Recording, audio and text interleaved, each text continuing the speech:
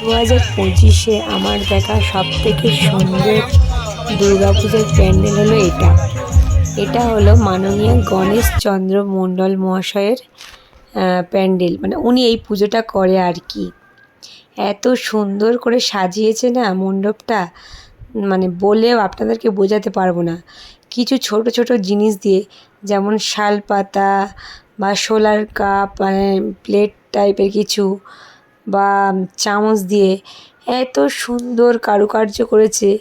আর ওদের থিমটা অনেকটা ওই ময়ূর টাইপের, বুঝলেন? ময়ূরের পাখনা বা ময়ূর দিয়ে, মানে শোলা দিয়ে কি সুন্দর ময়ূর করেছে, মানে ভীষণ সুন্দর, ভীষণ সুন্দর। এত সুন্দর প্যান্ডেল আমি না কল্পনা করতে পারছি না। আমি যখন নিজে গিয়ে দেখেছিলাম না, আমি মানে অবাক হয়ে গেছিলাম।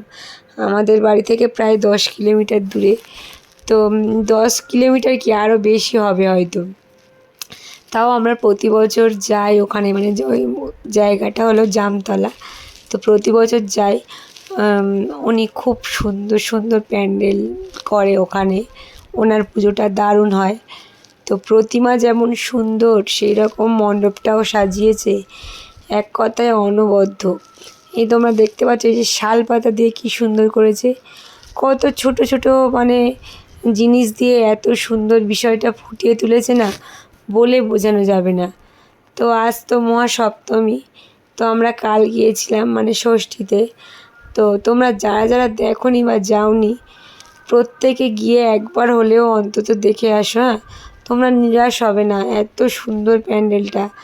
মানে আমার না ওখানে গিয়ে আসতে ইচ্ছা করছিল না, মনে হচ্ছিল যে আমি প্রত্যেকটা জিনিস অনেকক্ষণ খুঁটিয়ে খুঁটিয়ে দেখি, অনেকক্ষণ থাকি।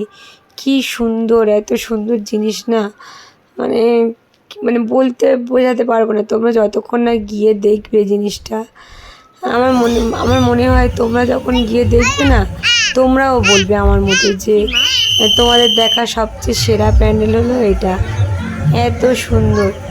তো চলো দেখতে থাকো ভিডিওটা, দেখো কি সুন্দর ওদের থিম ছিল। মনে হচ্ছে ময়ূর, বিভিন্ন ময়ূরের ডিজাইন করেছে, আর মণ্ডপের উপরে অনেকটা ময়ূরের পাখনা মতো বেশ সুন্দর করেছে।